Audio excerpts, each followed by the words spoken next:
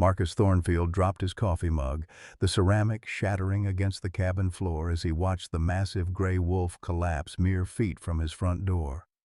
The animal's amber eyes locked onto his through the morning mist. Not with the wild fury he'd expected, but with something that looked impossibly like trust.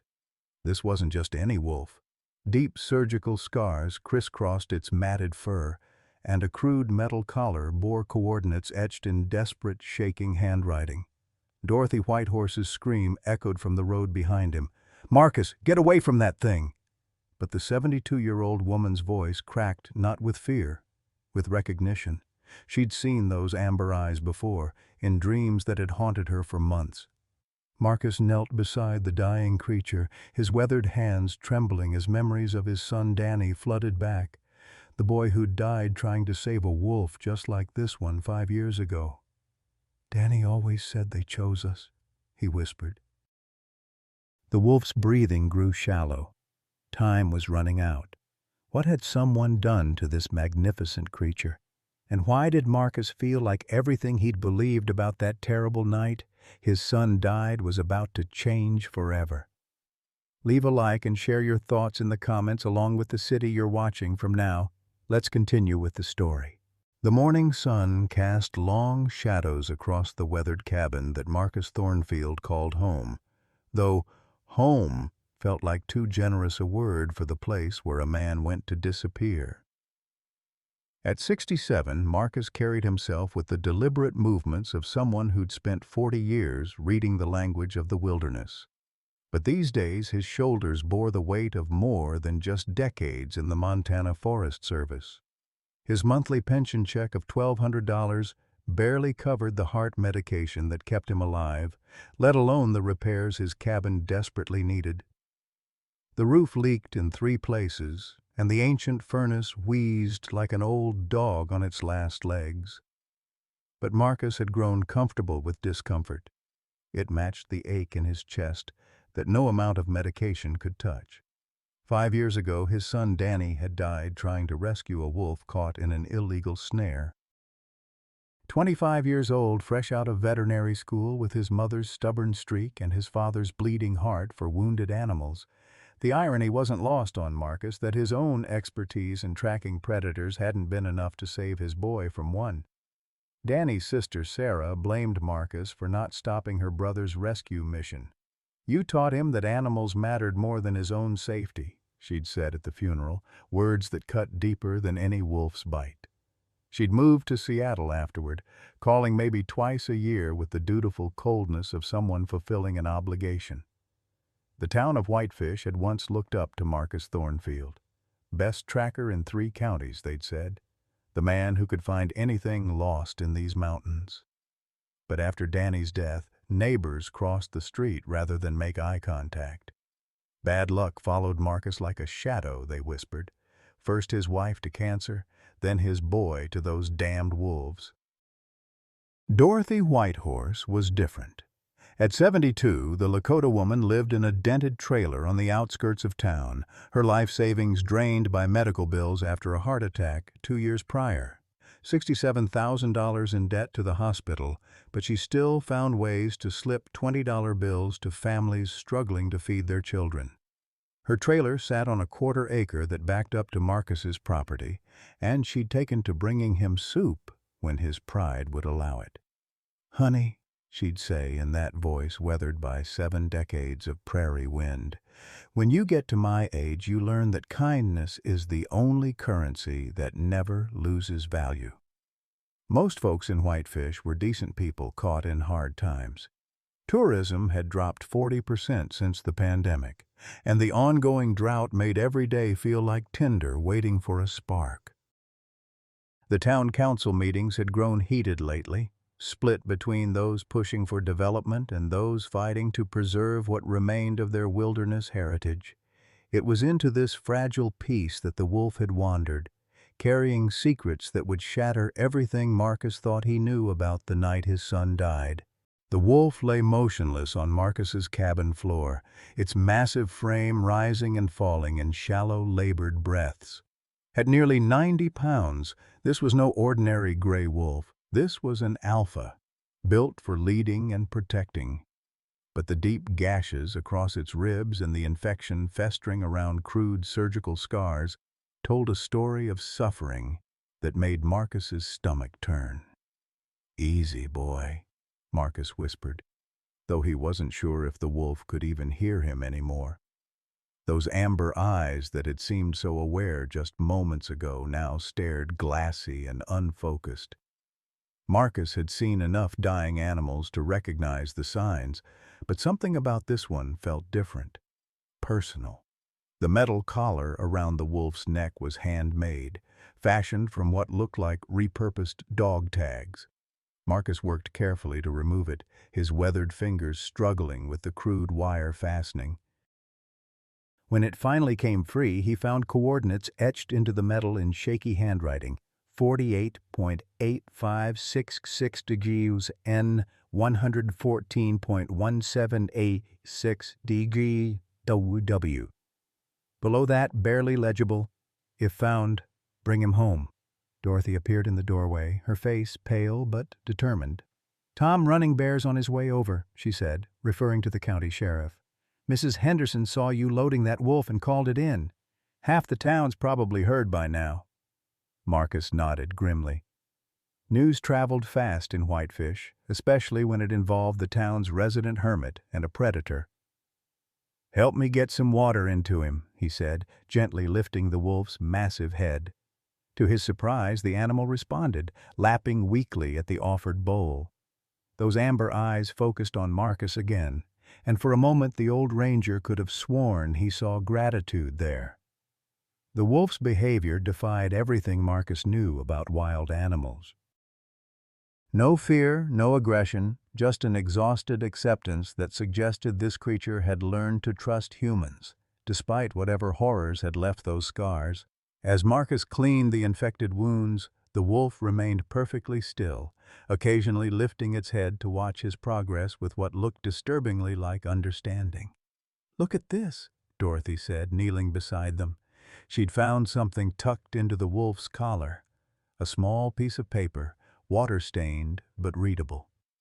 In the same shaky handwriting as the coordinates, "His name is Gray. He saved my life. Please save his." The sound of vehicle doors slamming outside announced Sheriff Running Bear's arrival, along with what sounded like half the town council. Marcus recognized Mayor Patricia Holbrook's sharp voice even through the cabin walls, demanding to know what reckless endangerment Marcus was perpetrating now. "Marcus Thornfield, open this door," Sheriff Running Bear called out.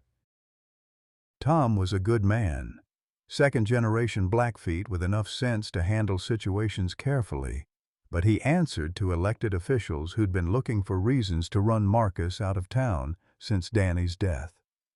Marcus opened the door to find a crowd of 20-some people gathered in his yard. Mayor Holbrook stood front and center, her perfectly styled hair and city council blazer looking out of place against the backdrop of Marcus's ramshackle property. Behind her clustered the usual suspects: Buck Morrison, the cattle rancher who'd lost 3 steers to wolf predation last spring; Janet Pierce, who owned the hardware store and feared anything that might hurt tourism; and Father Miguel Santos, the young priest who tried to see good in everyone but worried about his parishioners' safety. "We have reports of a dangerous wolf on your property," Mayor Holbrook announced, peering past Marcus into the cabin. "This is exactly the kind of irresponsible behavior we've come to expect from you, Thornfield."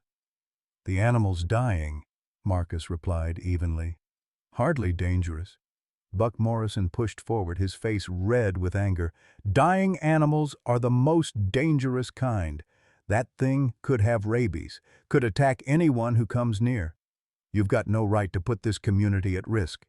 "Now hold on," Dorothy interjected, stepping protectively beside Marcus. "That animal chose to come here. In my culture, that means something." Sheriff Running Bear held up his hands for calm. "Marcus, I need to see the animal. If it's injured, we should call wildlife services, get it proper medical attention, or put it out of its misery humanely." Marcus felt his jaw tighten. Everything was always about putting things out of their misery in this town. "Give me 24 hours," he said. "If the wolf doesn't show improvement by then, I'll make the call myself." The crowd erupted in protests, but Father Santos stepped forward. "The man's asking for 1 day," the priest said quietly. "Surely we can show that much compassion." As the debate raged in his front yard, Marcus noticed something that made his blood run cold. Gray had somehow dragged himself to the cabin window and was watching the crowd with alert, intelligent eyes. The wolf's ears were pricked forward, head tilted slightly, as if he was listening to every word and understanding far more than any wild animal should. By 7:30 that evening, the Whitefish Community Center buzzed with more energy than it had seen since the last contentious election. Word of Marcus Thornfield's pet wolf had spread through town like wildfire, and it seemed like every resident within 50 miles had an opinion on what should be done about it. The meeting hall, with its faded wood paneling and mismatched folding chairs, could barely contain the crowd of over 200 people. Families squeezed together on benches, teenagers leaned against walls, texting updates to friends, and elderly residents claimed the front rows with the determination of people who'd earned their say through decades of small-town living. Mayor Holbrook called for order, her gavel striking the podium repeatedly as conversations continued to buzz around the room. "We're here to address a serious public safety concern," she announced, her voice carrying the authority of someone accustomed to being heard. "Marcus Thornfield has brought a wild wolf into our community, and we need to decide how to respond." The room immediately divided into camps. Buck Morrison stood up without waiting to be recognized, his weathered rancher's face flushed with anger. "I've lost livestock to wolves before," he declared, his voice carrying to the back of the hall. "These predators don't distinguish between cattle and children. That animal needs to be put down before it kills someone." Murmurs of agreement rippled through one section of the crowd, but Dorothy Whitehorse rose from her seat near the front, her silver hair catching the fluorescent lights as she turned to face the assembly.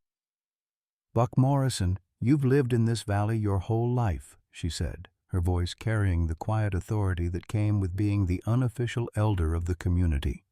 "You know the difference between a healthy wolf and a dying one. You also know the difference between an animal acting on instinct and one that's been hurt by human hands." Father Santos stood up from the third row. "I visited Marcus's cabin this afternoon," he said, his youthful face serious beneath dark hair. "That wolf is in no condition to threaten anyone. It can barely lift its head, let alone attack." Janet Pierce from the hardware store shook her head vigorously. "But what happens when it recovers? Wolves are pack animals. Where there's one, there could be more. We've got children walking to school, families camping in the area. The liability alone could bankrupt the town if someone gets hurt." The debate continued for nearly an hour, voices rising and falling like a tide of concern, fear, and compassion. Some residents shared stories of wolf encounters that had ended badly. Others spoke of the majesty of wildlife and humanity's responsibility as stewards of the land. Through it all, Marcus sat quietly in the back, his weathered hands folded in his lap, letting the community hash out their fears without his interference. The initial vote was close but decisive. 127 residents voted to have the wolf destroyed, while 73 voted to give it a chance to recover and be relocated to a wildlife sanctuary. Mayor Holbrook was preparing to make the motion official when a commotion at the back of the hall drew everyone's attention. Marcus had stepped outside during the voting, and now he returned with an unexpected companion. Gray limped slowly through the community center doors, his massive frame moving with careful deliberation despite his obvious weakness. The wolf's amber eyes swept across the crowded room, taking in the sea of human faces with what appeared to be calm assessment rather than fear or aggression. A collective gasp went up from the assembly. Several people pushed back in their chairs, and one woman near the aisle let out a small shriek before covering her mouth in embarrassment. But Gray showed no reaction to the sounds of alarm. Instead, he moved steadily toward the front of the room, his gaze fixed on something that had caught his attention. Little Emma Chen, 5 years old and the daughter of the town's only Chinese-American family, sat in the front row beside her mother. The child had been crying quietly throughout the heated debate, overwhelmed by the angry voices and frightening talk of killing the puppy that Mr. Marcus was trying to help. Tears streaked down her small face as she clutched her mother's hand. Gray approached the little girl with infinite gentleness, lowering his massive head until he was at her eye level. Emma's mother, Lisa Chen, tensed and started to pull her daughter away, but something in the wolf's posture, submissive, careful, almost reverent, made her pause. The entire community center fell silent as Gray extended his tongue and gently licked the tears from Emma's cheek. The little girl's sobbing stopped immediately, replaced by wonder as she reached out with one small hand to touch the wolf's thick fur. Gray settled down beside her chair, close enough to offer comfort, but not so close as to seem threatening, and rested his great head on his paws. "Well, I'll be damned," whispered old Frank Kowalski, a Korean War veteran who'd seen his share of unexpected moments. Father Santos stood up slowly, his eyes wide with something approaching awe. "In 30 years of ministry," he said quietly, "I've never seen anything like that animal." He knew she was crying. He came to comfort her. The mood in the room had shifted palpably. Where moments before there had been fear and angry debate, now there was something closer to reverence. Even Buck Morrison seemed shaken, staring at the scene before him with obvious confusion. Mayor Holbrook called for a new vote, her voice lacking its earlier certainty. This time the count was dramatically different. 98 residents voted to destroy the wolf, while 102 voted to give him a chance at rehabilitation and eventual relocation. But as the community was processing this narrow victory for compassion, a new complication arrived in the form of 3 black SUVs pulling up outside the community center. Through the windows, residents could see official-looking men in dark suits emerging from the vehicles, and one figure in a white lab coat who carried himself with the authority of someone accustomed to getting what he wanted. Dr. Connor Blackwood had come to collect his property. Dr. Connor Blackwood strode through the community center doors with the confident bearing of a man accustomed to authority. At 45, he possessed the kind of sharp-featured handsomeness that commanded attention. Steel-gray hair, perfectly styled, expensive glasses framing intelligent blue eyes, and a lab coat that somehow managed to look pristine despite the dusty Montana roads. Behind him followed 2 federal marshals and a younger man carrying an official-looking briefcase. "Ladies and gentlemen," Connor announced, his voice cutting through the nervous murmur that had risen from the crowd. "I'm Dr. Connor Blackwood, director of the Apex Behavioral Research Institute. I'm here to reclaim stolen federal research property that's been illegally harbored in your community." Mayor Holbrook stepped forward, clearly flustered by this unexpected development. "Dr. Blackwood, we weren't aware of any federal involvement in this matter. Can you provide documentation?" Connor nodded to his assistant, who immediately produced a thick folder of official papers. "Subject 47 was taken from our facility 3 weeks ago during a coordinated theft. This animal represents years of behavioral research and is worth approximately $500,000 to ongoing federal wildlife management studies." The number sent a ripple of shock through the assembled crowd.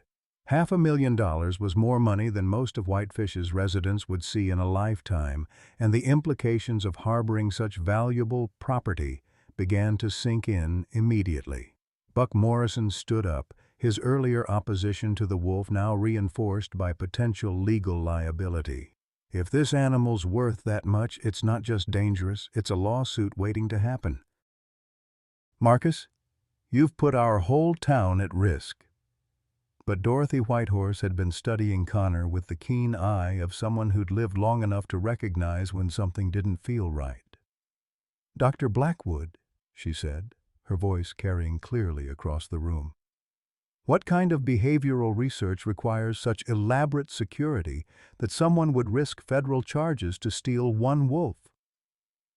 Connor's smile never wavered, but something flickered behind his eyes. "Mrs. Whitehorse? Dorothy Whitehorse." "Mrs. Whitehorse, I'm sure you understand that federal research involves classified protocols. What I can tell you is that this animal has been conditioned for specific behavioral responses that make him potentially dangerous to untrained civilians." Marcus finally spoke from his position near Gray, who had remained calmly beside little Emma Chen throughout the exchange. "Dangerous?" he said, his voice carrying the quiet authority of 4 decades in wildlife management. "This wolf has shown more gentleness than most humans I've met.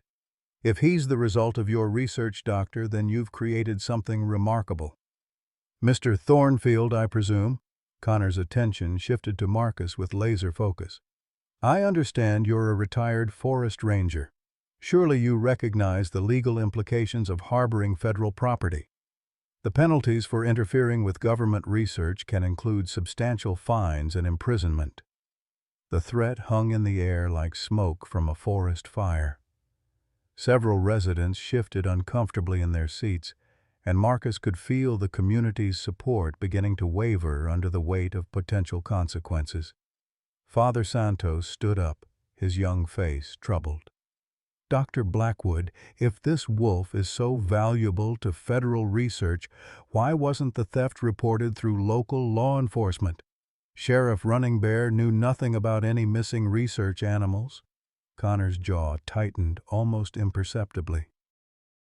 "Father, federal research operates through different channels than local law enforcement.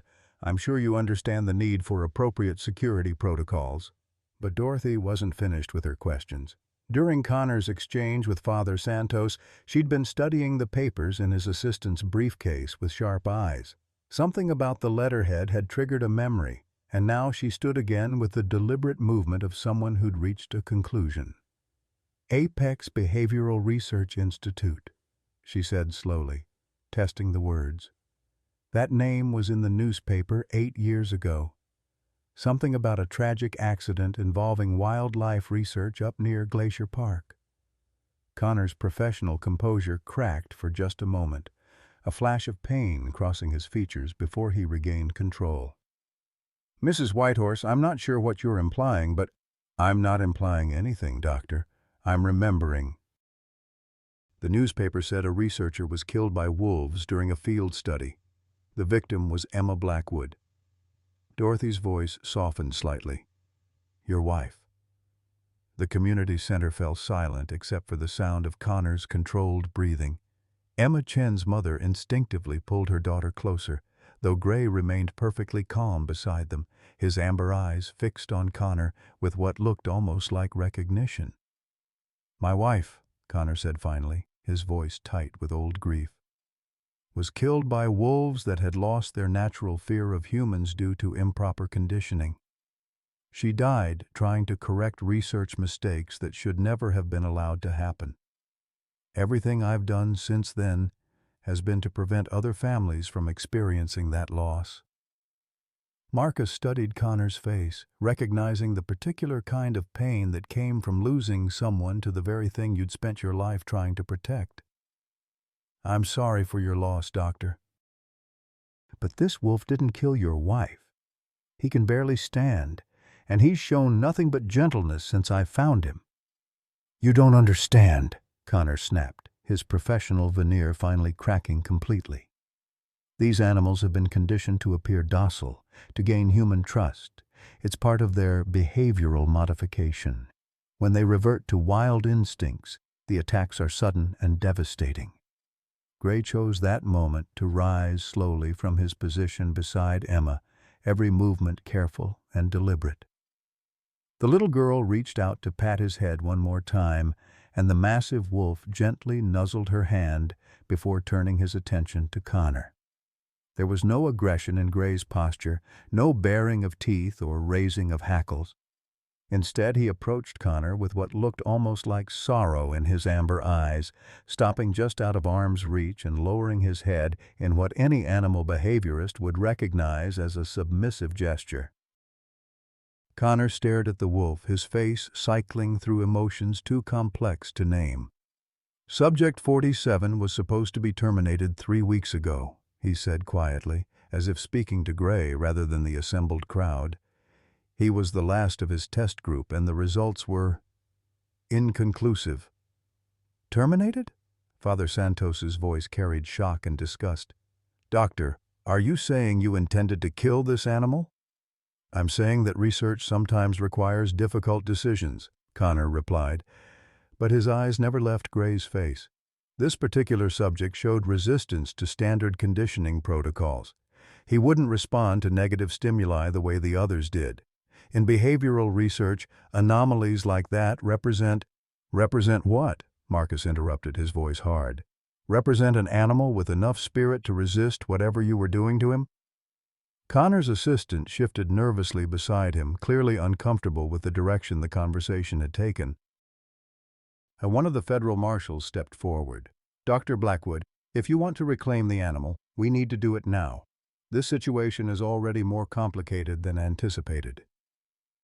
But Gray had moved again, this time positioning himself directly between Connor and the crowd of townspeople. His stance wasn't aggressive, but it was unmistakably protective. The message was clear. Whatever Connor represented, Gray considered it a threat to these people he'd somehow chosen to trust. Dorothy Whitehorse watched this interaction with growing understanding. "Dr. Blackwood," she said carefully, "when your wife died 8 years ago, were there other wolves involved in the incident?" Connor's face went white. "How could you possibly?" "Because this wolf recognizes you," Dorothy continued, her voice gaining strength. "And not with fear, with sadness, like he remembers something terrible that happened that involved both of you." The silence in the community center was deafening. Emma Chen had begun to cry again, not from fear but from some intuitive understanding that the adults around her were discussing something heartbreaking. Gray immediately returned to her side, once again offering silent comfort. Marcus looked from Connor to Gray and back again, pieces of a puzzle beginning to fall into place in his mind. "Doctor," he said slowly, "what exactly was your wife researching when she died?" Connor closed his eyes for a long moment. When he opened them again, the professional mask was gone completely, replaced by the face of a man who'd been carrying an unbearable burden for 8 years. "Emma was studying wolfpack dynamics," he said, his voice barely above a whisper. "She believed that wolves could form genuine emotional bonds with humans without losing their essential wildness. She was trying to prove that coexistence was possible." "And you?" Marcus pressed. "I believe she was naive, dangerous. I thought her research would get someone killed." Connor's voice broke slightly. "I was right. It got her killed." Gray whined softly, a sound so full of grief that several people in the crowd felt tears spring to their eyes. The wolf moved toward Connor again, but this time Connor stepped back, his face twisting with pain. "Don't," Connor whispered. "Just don't." The federal marshals looked increasingly uncomfortable with the emotional turn the situation had taken. One of them cleared his throat. "Dr. Blackwood, we need to make a decision here. Are we taking the animal or not?" Connor stared at Gray for what felt like an eternity. The wolf gazed back with those impossibly expressive amber eyes, and for a moment it seemed like an entire conversation was taking place between them that no human could fully understand. Finally, Connor turned to the marshals. "Stand down," he said quietly. "We're leaving." "Sir?" The marshal looked confused. "What about the research animal?" Connor was already walking toward the door, his shoulders slumped with exhaustion. "There is no research animal," he said, without turning back. "There's just a wolf who loved my wife more than I deserved." As the federal vehicles pulled away from the community center, the residents of Whitefish were left to process what they'd just witnessed. Gray had somehow passed a test none of them fully understood, but the outcome was clear. He would be staying in their town, at least for now. The next morning dawned with an ominous orange glow that had nothing to do with sunrise. Marcus woke to the acrid smell of smoke drifting through his cabin windows and the sound of Gray pacing restlessly across the wooden floor. The wolf's behavior had grown increasingly agitated since before dawn, his ears pricked forward and his massive head turning constantly toward the northeast, as if he could sense something beyond human perception. Marcus stepped onto his front porch and felt his blood run cold.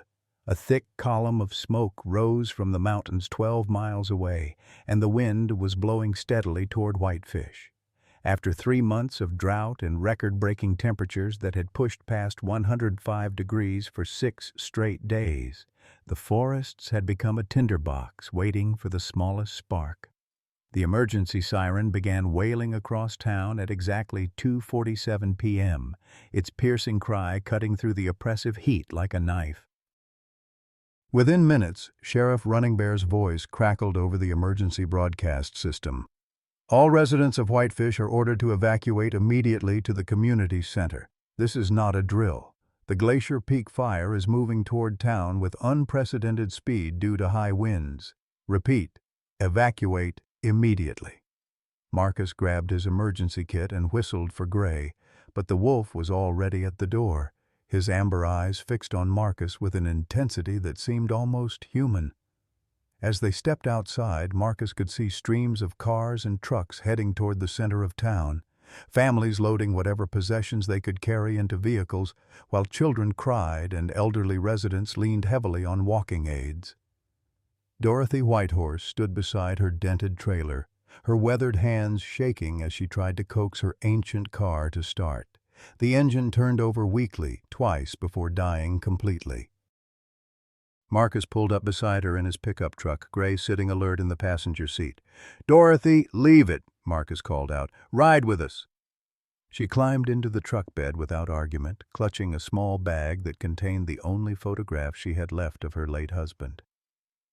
"That fire's moving faster than anything I've seen in 72 years, she said, her voice tight with worry. "The wind's pushing it like the devil himself is behind it." As they joined the convoy heading toward the community center, Gray's agitation increased dramatically. The wolf began whining and pawing at the truck's window, his gaze fixed not on the evacuation route, but on the canyon road that led away from town in the opposite direction. Marcus had traveled that road countless times during his ranger days. It was a treacherous path that wound through narrow canyon walls before emerging onto higher ground near the old mining settlement. The community center, normally a place of gatherings and celebrations, had been transformed into a chaos of frightened families, crying children, and emergency workers trying to coordinate the evacuation. Mayor Holbrook stood near the front entrance with a clipboard, checking names against a master list, while Sheriff Runningbear and his deputies organized transportation for those without vehicles. "Marcus," Father Santos called out, his young face streaked with soot and sweat. "Thank God you made it. We've got 347 people accounted for, but the fire department says we need to move everyone to Kalispell. The fire's jumped the fire line and it's heading straight for us." Marcus looked around the crowded center and felt a chill that had nothing to do with the air conditioning. The building sat in a natural depression at the center of town, surrounded by thick stands of pine and fir that would act like a funnel for the approaching flames. If the fire reached Whitefish before everyone could be evacuated, this community center would become a death trap. Gray had refused to leave the truck, and now Marcus understood why. The wolf was pacing in the truck bed, his nose testing the air constantly, and every few seconds he would look toward the canyon road and emit a low, urgent whine. It was the same behavior Marcus had seen in countless wild animals just before natural disasters, an instinctive knowledge that humans, with all their technology, somehow missed. "Sheriff," Marcus called out, jogging over to Tom Running Bear. "That canyon road that heads northwest. It's higher elevation, and there's an old mining access road that connects to Highway 2 about 15 miles out. If we could get vehicles up there—" Sheriff Running Bear shook his head grimly. "Marcus, that road's been closed for 8 years. Half the bridges are out and there's no way to get emergency vehicles through those narrow passages." "But it's the high ground," Marcus insisted. "If the fire comes through the valley, anyone caught on the main evacuation route will be trapped." Before the sheriff could respond, the radio in his patrol car crackled to life with devastating news. The main highway to Kalispell had been blocked by a massive tree fall, and high winds were preventing helicopter evacuations. The 347 residents of Whitefish were effectively trapped with a wildfire bearing down on them and nowhere to run. Gray chose that moment to leap from Marcus's truck and begin trotting purposefully toward the canyon road. His limp was barely noticeable now, and his movements carried an urgency that commanded attention. Several townspeople pointed and shouted warnings, thinking the wolf was fleeing in panic, but Marcus recognized something different in Gray's behavior. "He's not running away," Marcus said, suddenly understanding. "He's trying to show us something." Dorothy Whitehorse, who had been watching Gray's behavior with the keen eye of someone raised to read the signs of the natural world, nodded slowly. "In my grandmother's stories, the animals always knew the safe paths when the earth was angry. They could feel things in their bones that humans had forgotten how to sense." Mayor Holbrook overheard this exchange and turned on them with the desperation of a leader facing an impossible situation. "Are you seriously suggesting we follow a wolf into the wilderness with 347 people, including children and elderly residents?" "I'm suggesting," Marcus replied calmly, "that Gray has been trying to tell us something important since this morning. He knew about the fire before our detection equipment did. Maybe he knows something about the escape route too." Buck Morrison, who had been helping load families into vehicles, stopped what he was doing and stared at Marcus in disbelief. "Have you completely lost your mind, Thornfield? That animal could lead us straight into the fire, or off a cliff, or into God knows what kind of danger." But little Emma Chen had been watching Gray with the fearless curiosity of a 5-year-old, and now she tugged on her mother's sleeve. "Mama, the nice doggy wants to help us, like he helped me yesterday." Gray had stopped at the edge of the canyon road and was looking back at the crowd gathered around the community center. His posture was unmistakable. He was waiting for them to follow, and time was running out. The decision came down to a terrible choice: stay with the known danger of the approaching fire, or trust their lives to a wolf who had already proven himself capable of reading situations that humans missed. Sheriff Running Bear looked at the smoke-darkened sky, then at the radio reports of blocked highways and failed evacuation routes, and finally at Gray waiting patiently at the canyon road entrance. "All right," he said, his voice carrying the weight of command. "We'll follow the wolf, but we do this carefully, and if that path leads anywhere dangerous, we turn back immediately." The evacuation of Whitefish became something unprecedented in the annals of emergency response. 347 people following a wolf through treacherous mountain terrain as a wildfire raged behind them. Gray led them with the confidence of someone who had traveled this route before, stopping at dangerous passages to ensure everyone made it safely across, and somehow finding footing on paths that seemed impassable for vehicles. Old Frank Kowalski, the Korean War veteran, helped carry Dorothy Whitehorse when the terrain became too difficult for her arthritic joints. "In all my years," he puffed as they climbed a particularly steep section, "I never thought I'd be trusting my life to a wolf, but that animal's got better tactical sense than some officers I served under." The children, surprisingly, handled the evacuation better than many of the adults. They treated it like an adventure, following Gray with the natural trust that young people showed toward animals. Emma Chen walked near the front of the group, her small hand occasionally reaching out to touch Gray's fur when the path became scary.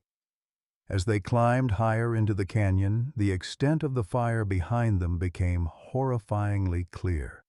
The entire valley floor was engulfed in flames that reached hundreds of feet into the air, and the community center where they had been gathered just hours before was completely consumed. If they had stayed with the original evacuation plan, not a single person would have survived. "Dear God," whispered Father Santos, staring back at the inferno that had been their home. "That wolf saved every one of us." But Gray wasn't finished. As they reached what appeared to be the end of the navigable path, blocked by a rockfall that looked impassable, the wolf began digging frantically at a pile of stones near the base of the cliff. His actions seemed desperate now, almost frantic, as if he knew something the humans couldn't see. Marcus joined Gray at the rockfall and began moving stones himself. Within minutes, they had uncovered a narrow opening, barely wide enough for one person at a time, but clearly leading through to the other side of the cliff face. "It's a natural cave system," Marcus called back to the group. "Probably carved out by underground streams over thousands of years.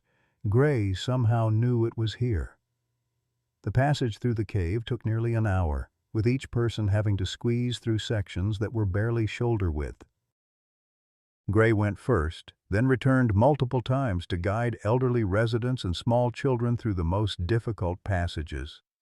His behavior throughout the evacuation showed an intelligence and empathy that defied everything the townspeople thought they knew about wild animals. When they finally emerged on the other side, they found themselves on a high plateau overlooking the burning valley below, with clear access to roads that would take them to safety in Kalispell. The entire population of whitefish had survived thanks to a wolf who had somehow known exactly where to lead them when human technology and planning had failed. As emergency vehicles arrived to transport the evacuees to temporary shelters, Gray collapsed from exhaustion near the edge of the plateau. His breathing was labored again, and the stress of leading 347 people to safety had clearly pushed his weakened body beyond its limits.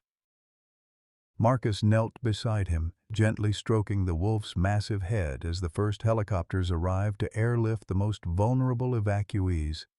"You did it, boy," Marcus whispered, his voice thick with emotion. "You saved them all."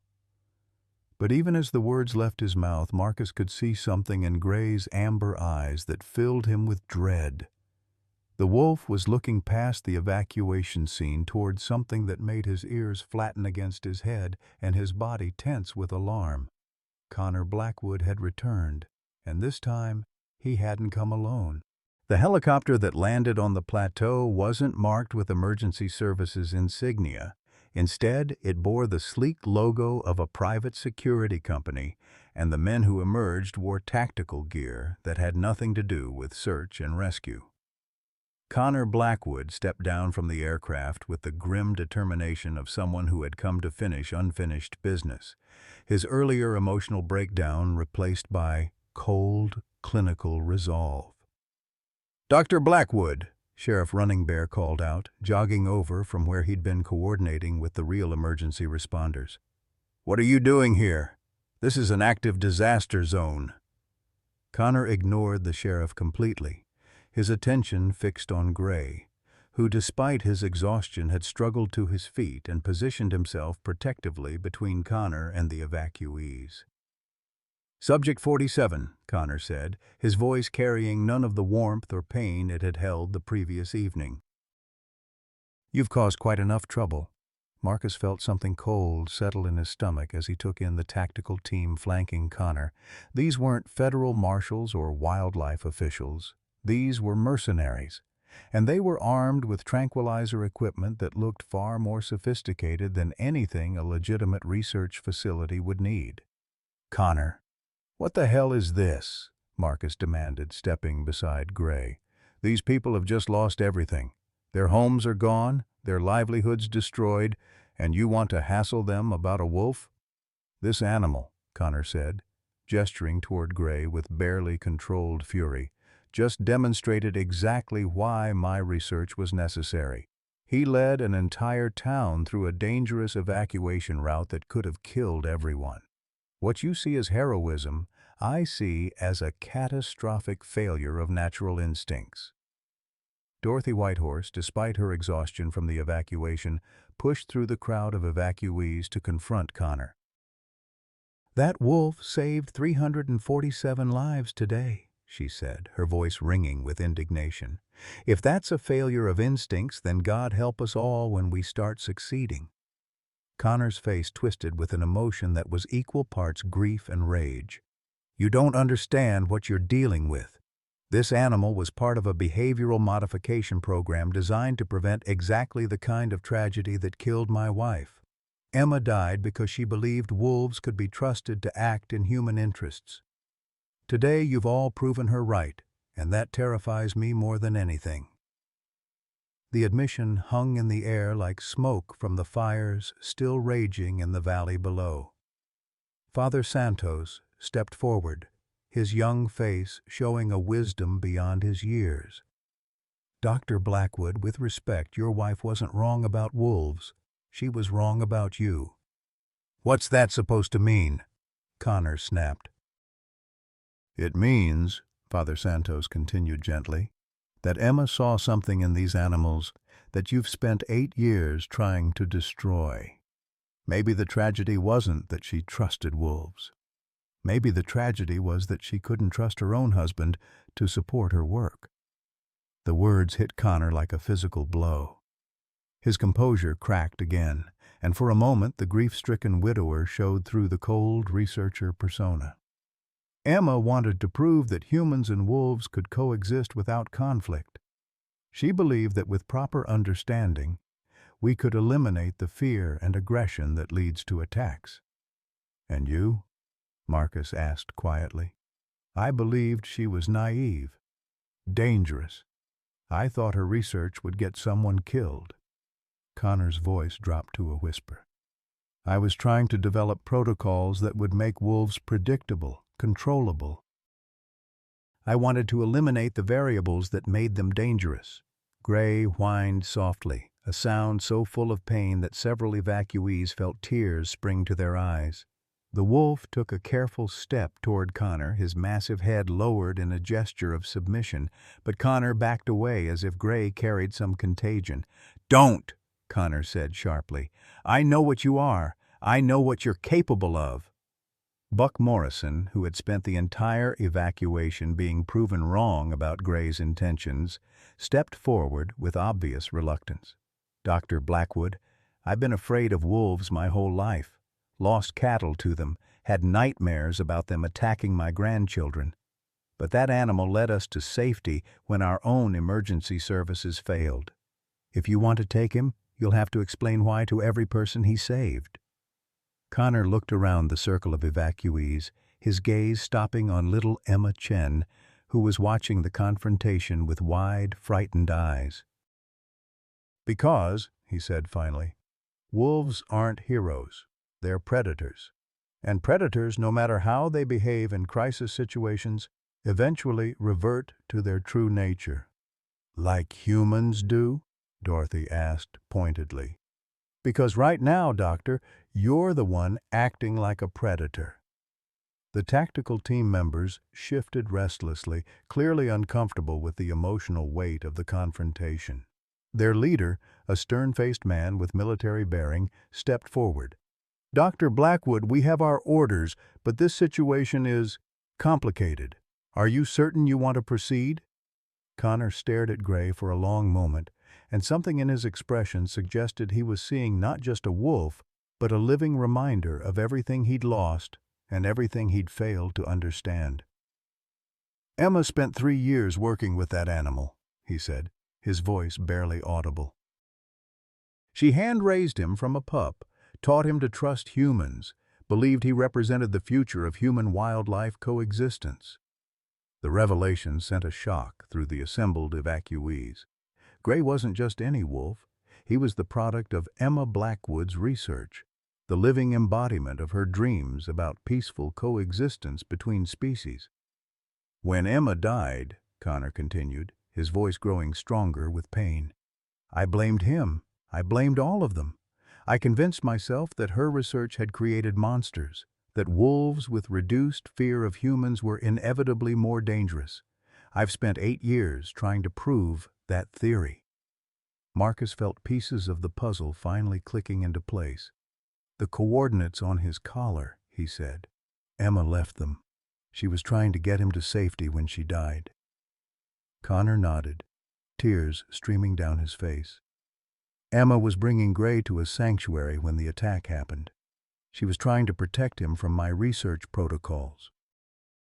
The other wolves that killed her, they were my test subjects, animals I'd conditioned to be aggressive and territorial. Emma died trying to save Gray from becoming like them. The tactical team leader stepped forward again, his voice gentler now. Sir, maybe we should reconsider. No, Connor said firmly, wiping his eyes and straightening his shoulders. I've spent 8 years perfecting protocols designed to eliminate the variables that make wolves unpredictable. Gray represents everything my wife believed about these animals, and everything I've tried to prove wrong. If he's allowed to live free, to interact with humans the way he did today, someone else will die the way Emma did. Gray seemed to understand that his fate was being decided. He approached Connor one more time, moving with infinite gentleness, and sat down directly in front of the man who had spent 8 years trying to destroy everything Emma had worked for. The wolf's amber eyes met Connor's blue ones, and for a moment something passed between them that transcended species barriers. Emma loved you, Connor whispered to Gray. She believed you were the key to understanding how humans and wolves could live together without fear. She died protecting that belief. Gray reached out with one massive paw and gently touched Connor's hand, not with aggression or demand, but with something that looked impossibly like forgiveness. Connor stared at the wolf's paw on his hand for several seconds, then slowly raised his gaze to meet Gray's amber eyes. I'm sorry, he said, his voice breaking completely. I'm so sorry. The tactical team leader cleared his throat uncomfortably. Doctor. Blackwood, what are your orders? Connor looked around at the faces of the 347 people Gray had led to safety, at the children who were alive because a wolf had cared enough to guide them through danger, at the elderly residents who had survived because an animal had shown more wisdom than human emergency protocols. Then he looked back at Gray, who was still sitting patiently, still offering forgiveness to the man who had tried to destroy him. Stand down, Connor said quietly. Mission aborted. Sir? The team leader looked confused. Connor stood up slowly, Gray's paw still resting on his hand. There is no mission, he said, his voice growing stronger. There never was. There's just a man who spent 8 years being wrong about everything that mattered. As the tactical team began packing their equipment, Connor knelt beside Gray one more time. Emma was right about you, he whispered. She was right about everything. I just wish she were here to see what you became. But as the private helicopter prepared to leave, Connor made one final announcement that changed everything. Gray isn't safe here. There are others like me, people who will never understand what Emma saw in these animals. If he stays, someone will eventually succeed where I failed.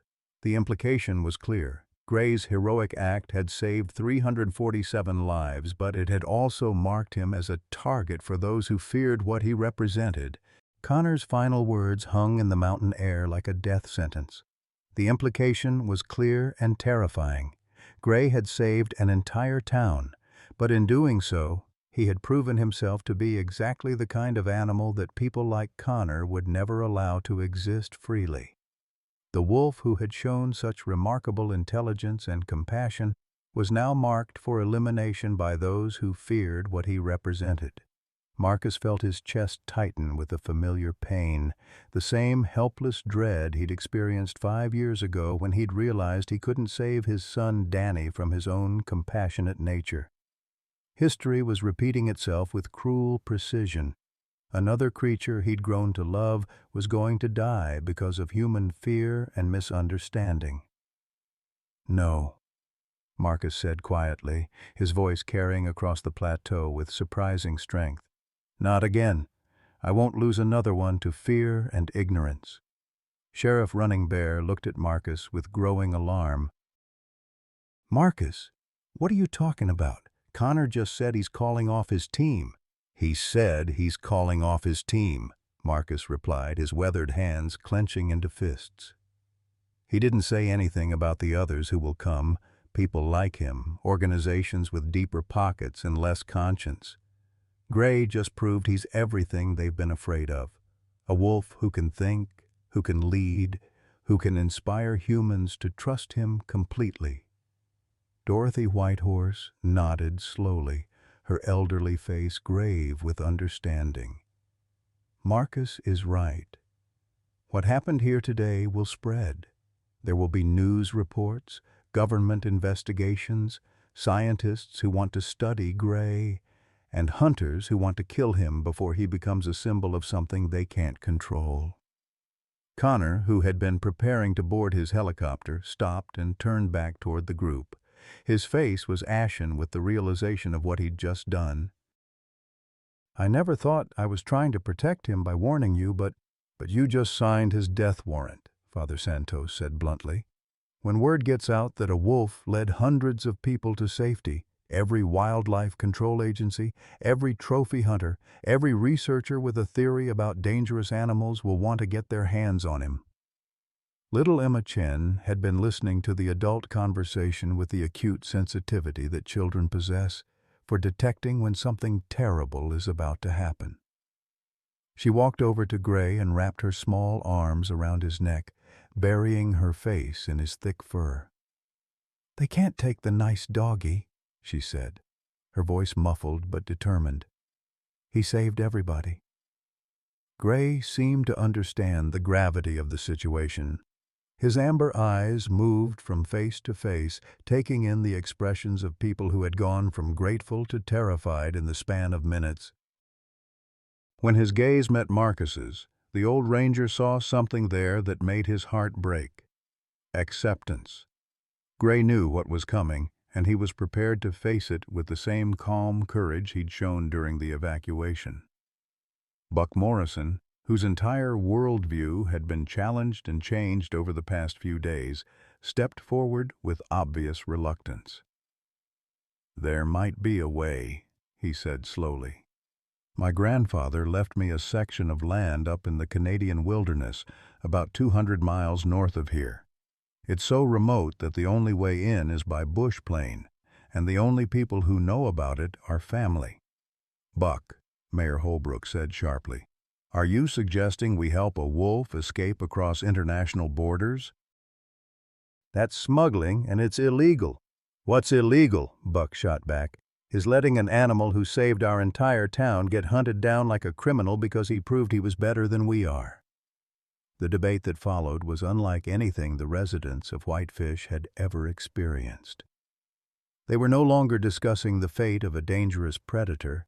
They were talking about protecting a friend, a savior, someone who had risked everything to keep them safe. The moral complexity of the situation left everyone struggling with questions that had no easy answers. Old Frank Kowalski, who had remained silent throughout most of the exchange, finally spoke up. "In Korea," he said, his voice carrying the weight of 8 decades of hard-won wisdom, "I saw men make impossible choices every day. Good men who did bad things to protect the people they loved, and bad men who did good things when the moment demanded it. The difference wasn't in what they did, it was in why they did it." He looked directly at Gray, who was still being held protectively by Emma Chen. "That wolf didn't save us because he was trained to, or because he was programmed to, or because someone told him to. He saved us because he chose to. And if we let fear override that choice, If we let them take him because we're too scared to do what's right, then we're no better than the people who want him dead." The words hit home with devastating accuracy. These people had just experienced firsthand what it meant to be saved by someone who owed them nothing, who had every reason to fear and distrust humans, but who had chosen compassion over self-preservation. The parallel to their current situation was impossible to ignore. Connor cleared his throat, drawing everyone's attention back to him. "There's something else you need to know," he said, his voice heavy with shame. The research facility where Gray was held, it wasn't the only one. There's a network of private labs across the country conducting similar experiments on wolves, bears, mountain lions, any predator species that's considered problematic for human expansion. Marcus felt his blood run cold. "How many facilities?" 17 that I know of," Connor admitted. "All privately funded, all operating with minimal oversight, all working toward the same goal, creating predictable, controllable wildlife populations that won't interfere with human interests." "And Gray is their worst nightmare," Dorothy said with sudden understanding. "He's proof that wild animals don't need to be controlled or modified. They just need to be understood and respected." Connor nodded miserably. If Gray disappears quietly, the other facilities might not see him as a threat to their research. But if this story gets out, if people start demanding to know why a dangerous wolf is more trustworthy than their emergency services, the entire network will mobilize to prove that what happened here was an anomaly. The implications were staggering. Gray wasn't just one wolf facing persecution. He was the living symbol of a philosophical battle between those who believed wild animals could coexist with humans and those who insisted they must be controlled or eliminated. His survival or death would set a precedent that could affect wildlife management policies for decades to come. Sheriff Running Bear looked around at the faces of his community members, seeing his own moral struggle reflected in their expressions. "If we help Gray escape," he said slowly, "we're breaking federal laws, but if we don't help him, we're condemning the animal who saved our lives to death, or worse." "There's a third option," Connor said quietly. "I could take him back to my facility, claim the evacuation was a controlled test of his behavioral conditioning. It would protect him from the other researchers, at least temporarily." "And then what?" Marcus demanded. "You keep him in a cage for the rest of his life? After he's tasted freedom? After he's experienced what it means to be trusted and valued?" Connor's silence was answer enough. Even protective captivity would be a death sentence for an animal who had proven himself capable of such remarkable independence and intelligence. Gray himself seemed to be following the conversation with unsettling comprehension. When Connor mentioned taking him back to the facility, the wolf's ears flattened against his head, and he pressed closer to Emma Chen. When Buck talked about the remote Canadian wilderness, Gray's ears perked up, and he looked toward the northern horizon with something that might have been longing. "We could all go," Emma Chen announced suddenly, her 5-year-old logic cutting through the adult complexities with startling clarity. "If the bad people want to hurt the doggy, then we all go to the safe place together." Her mother, Lisa Chen, started to explain why that wasn't possible, but little Emma wasn't finished. "The doggy saved us when our houses burned down. Now we save the doggy when the mean people want to hurt him. That's what families do." The word family hit the assembled evacuees like a physical blow. These people had just lost everything. Their homes, their possessions, their sense of security, but they'd gained something unexpected in the process.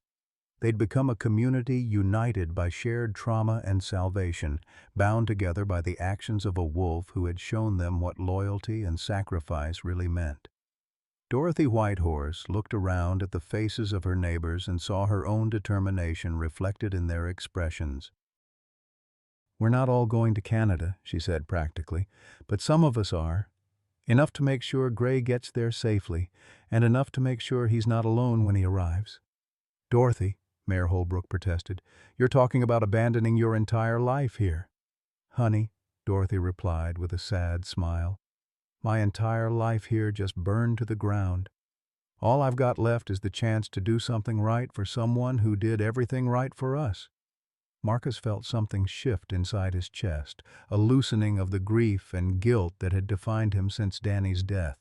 For the first time in 5 years, he had the opportunity to save something instead of losing it, to choose courage over caution, to honor his son's memory by protecting a creature who embodied everything Danny had believed about the goodness of wild things. I'm going, Marcus announced, his voice strong with conviction. Gray saved my life today, but more than that, he gave me back something I thought I'd lost forever. I'm not letting anyone take that away from him or from me. One by one, other voices joined his. Buck Morrison volunteered his land and his bush pilot's license. Father Santos offered to help with the logistics of crossing international borders.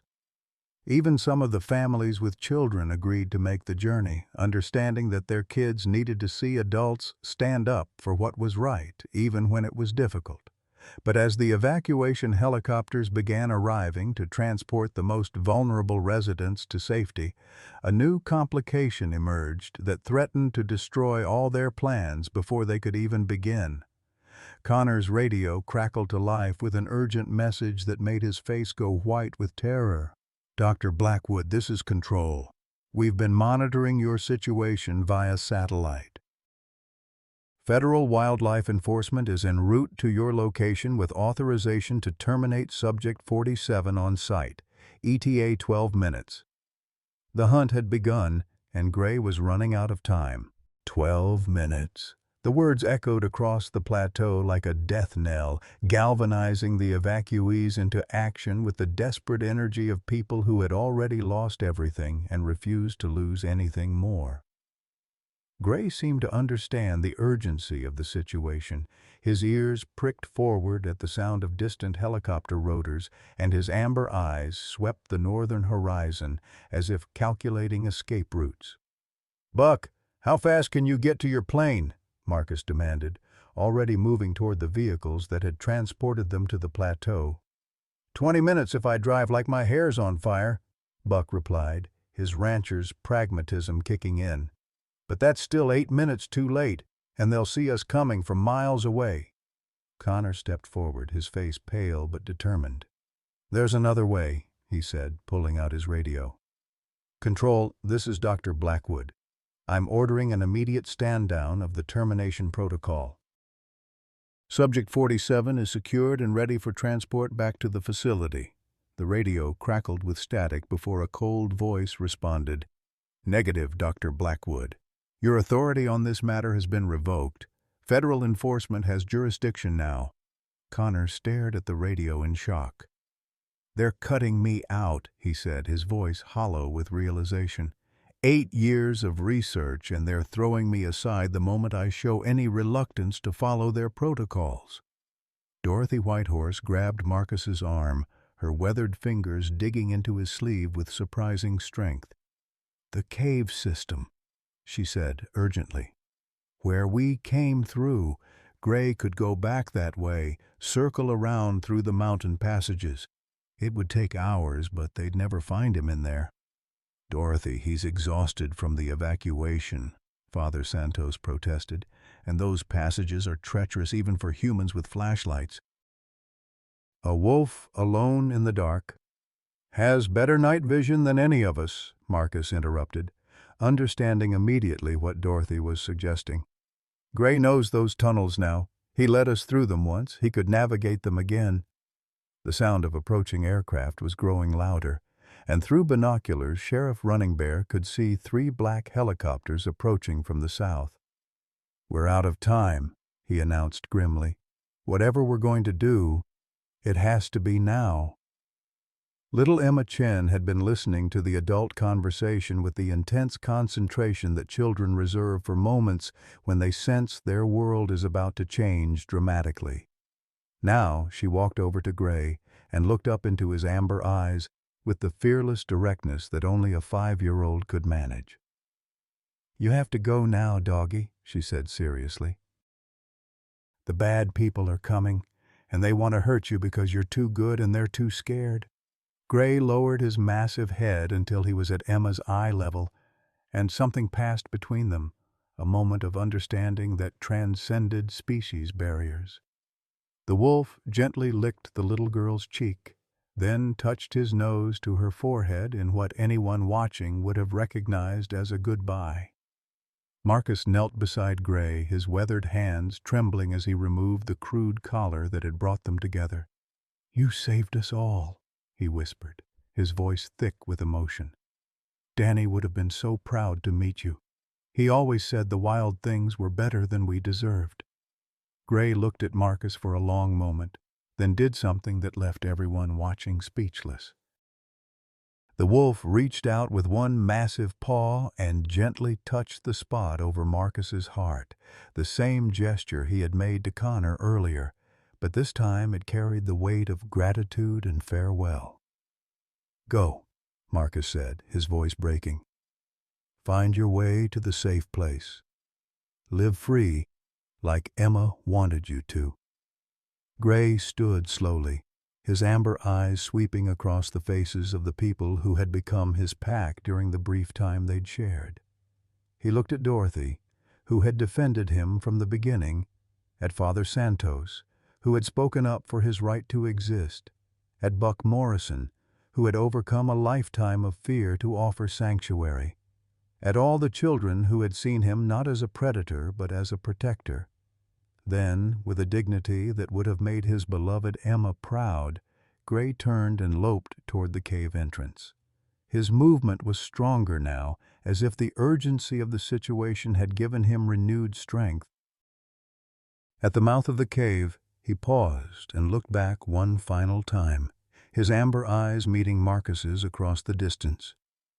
"That's not goodbye," Dorothy said firmly, though tears were streaming down her weathered cheeks. "That's until we meet again." The helicopters were close enough now that individual figures could be seen through the aircraft windows, tactical teams with equipment that looked far more lethal than tranquilizer guns.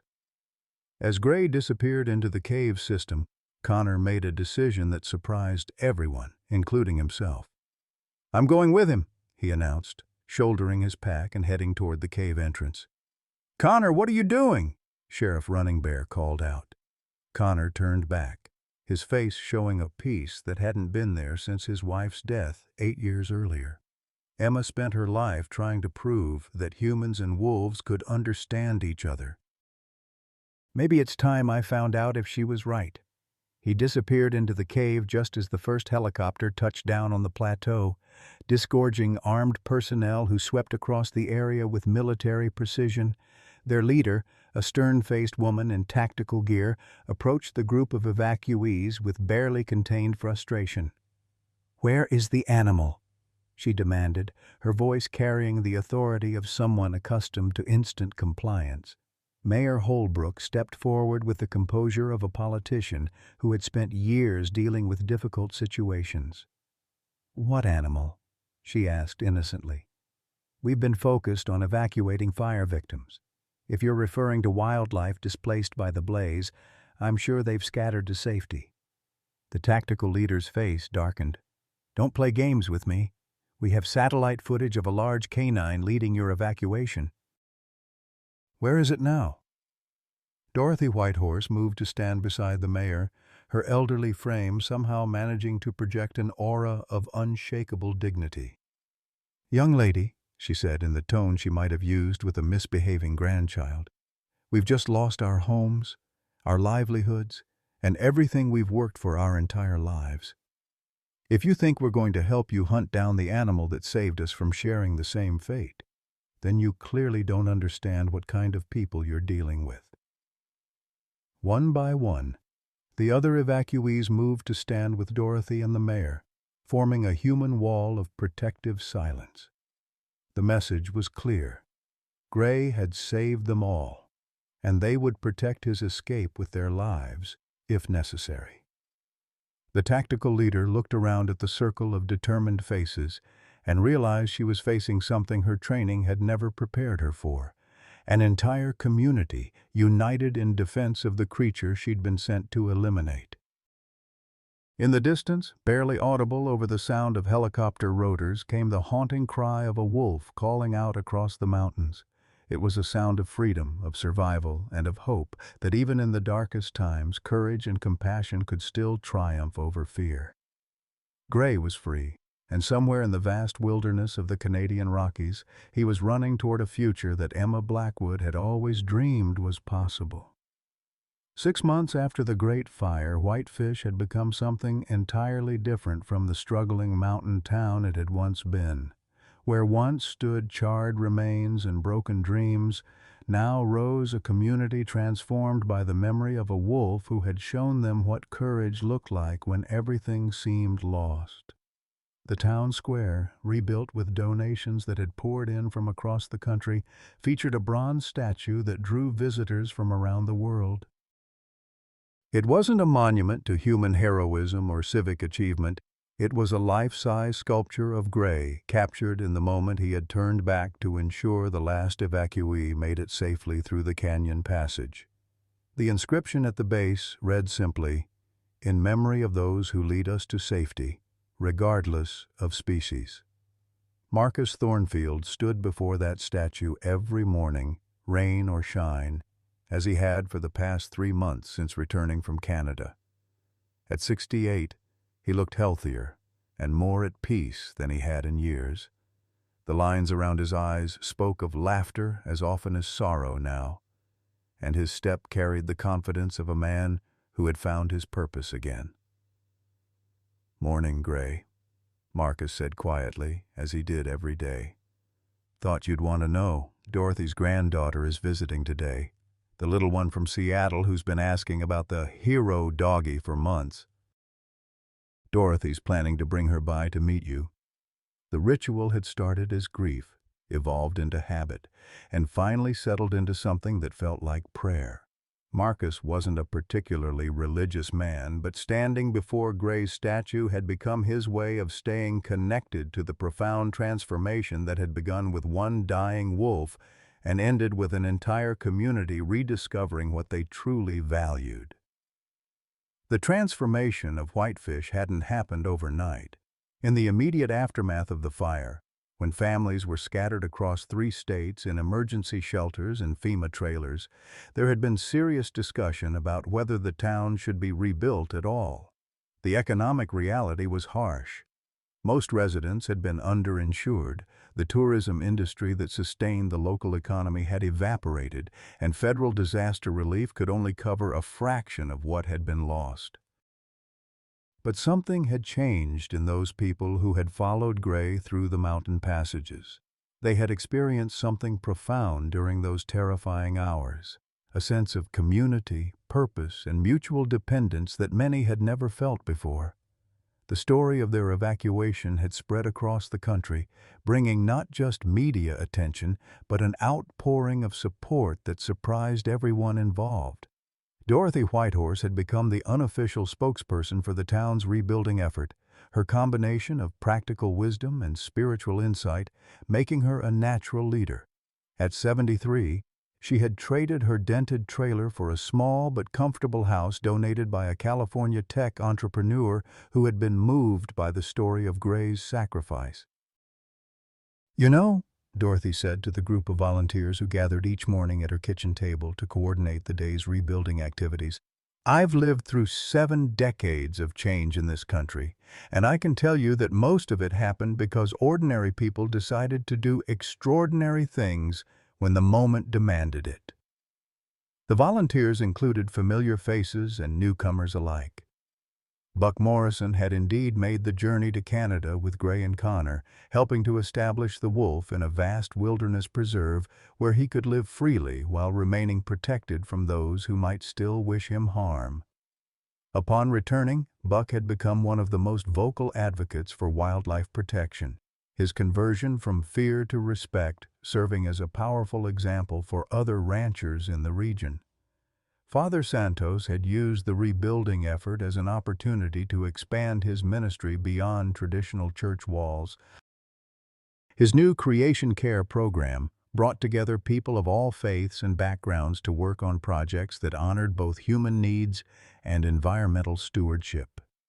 The young priest had grown into his role as a community leader, his sermons now filled with references to the theological implications of interspecies cooperation.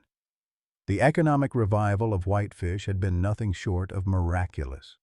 The story of Gray's heroism had attracted a steady stream of visitors who came not just to see the famous statue, but to experience a community that had been transformed by its encounter with wildness. The Gray Trail hiking route that followed the evacuation path had become a popular destination for people seeking their own transformative experiences in nature. More importantly, the town had attracted new residents who were drawn by the story and wanted to be part of a community that valued courage, compassion, and cooperation above material success. Among them was Sarah Thornfield, Marcus's daughter, who had left her job in Seattle to return to Montana and help rebuild the town where her father had finally found peace. "I spent 5 years being angry at Dad for teaching Danny to value animal lives so highly," Sarah told the audience at the town's first annual Gray Day celebration. "But watching this community come together to protect a wolf who had saved them made me realize that Dad didn't teach Danny anything dangerous. He taught him to recognize courage and respond to it, regardless of where it came from." The reconciliation between Marcus and Sarah had been one of many healing processes that had emerged from the aftermath of the fire. Connor Blackwood, who had spent 3 months in the Canadian wilderness learning to understand wolves the way his late wife had always intended, had returned with a proposal that revolutionized wildlife research in North America. The Emma Blackwood Institute for Ethical Wildlife Studies had been established with funding from Connor's liquidated research company and donations from around the world. Located on the outskirts of the rebuilt Whitefish, the institute conducted research based on observation and cooperation rather than control and manipulation. Connor served as director, but the real heart of the program was its commitment to studying animals in their natural habitats while respecting their autonomy and dignity. Emma always believed that we could learn more from wolves by watching them be wolves than we ever could by trying to make them into something else, Connor told a gathering of international wildlife researchers who had come to Montana to learn about the Institute's revolutionary methods. "It took me 8 years and 1 extraordinary wolf to understand what she meant." The Institute had already produced groundbreaking research on wolf communication, pack dynamics, and human-wildlife conflict resolution. But more importantly, it had become a model for ethical research practices that was being replicated at universities and wildlife organizations across the globe. Little Emma Chen, now 6 years old and a first grader at the new Whitefish Elementary School, had become something of a local celebrity for her role in the Gray story. Her teacher, Maria Santos, Father Santos's sister who had moved to Whitefish to help with the rebuilding, incorporated lessons about empathy, courage, and environmental stewardship into the daily curriculum. "Miss Emma always raises her hand when we talk about helping others," Maria told Emma's parents during a conference. "When I asked the class what they wanted to be when they grew up, she said she wanted to be a wolf helper, like Mr. Marcus and Mr. Connor." The children of Whitefish were growing up with a fundamentally different understanding of the relationship between humans and wildlife than previous generations had possessed. They knew from personal experience that animals could be trusted partners rather than enemies to be conquered, and this knowledge was shaping their approach to everything from conservation to conflict resolution. The most profound change, however, was in the community's understanding of what constituted true security and prosperity. The people of Whitefish had learned that safety didn't come from eliminating uncertainty or controlling every variable. It came from building relationships strong enough to weather any storm, whether literal or metaphorical. As Marcus stood before Gray's statue on this particular morning, watching the sun rise over the rebuilt town, he reflected on how profoundly his understanding of loss and redemption had changed. Danny's death would always be a source of pain, but it was no longer a source of guilt. His son had died trying to save a creature that couldn't save itself. But in saving Gray, Marcus had discovered that sometimes we don't save others so much as we allow them to save us. The sound of footsteps on the gravel path announced Dorothy's arrival, accompanied by a small girl with dark hair and wide eyes who clutched a handmade drawing in her small fist.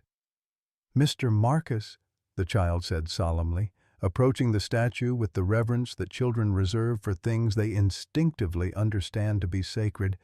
"Grandma Dorothy says you knew the wolf. I drew him a picture." Marcus knelt down to examine the drawing, a crayon rendering of a large wolf surrounded by stick figures holding hands. Above the scene, in careful kindergarten lettering, were the words, "Thank you for saving everybody." He would have loved this, Marcus told the little girl, his voice thick with emotion. Gray understood that families take care of each other, no matter what they look like. As they stood together before the statue, 3 generations united by the memory of a wolf who had taught them what love looked like when it transcended every boundary that fear had ever created, Marcus knew that Danny would have been proud of the man his father had finally become. Somewhere in the vast Canadian wilderness, Gray was running free under an endless sky, living the life that Emma Blackwood had always dreamed was possible. And in Whitefish, Montana, 347 people woke up every morning in a community that had been transformed by the simple recognition that courage comes in many forms and love truly knows no species. The greatest stories, Marcus had learned, weren't about conquering fear. They were about allowing love to be stronger than fear, even when that love came from the most unexpected places and took the most surprising forms. This story reminds us that in our later years, when loss feels heavier and hope seems fragile, unexpected grace can still transform everything. Like Marcus, many of us carry guilt about paths not taken or loved ones we couldn't save. But Gray's story shows us that it's never too late to choose courage over fear, community over isolation, and love over regret. Sometimes the very thing we think we've lost forever, purpose, connection, the ability to make a difference, returns through the most unlikely messengers. What unexpected source of hope has transformed your perspective in recent years? Have you ever experienced a moment when helping others actually healed something broken in yourself?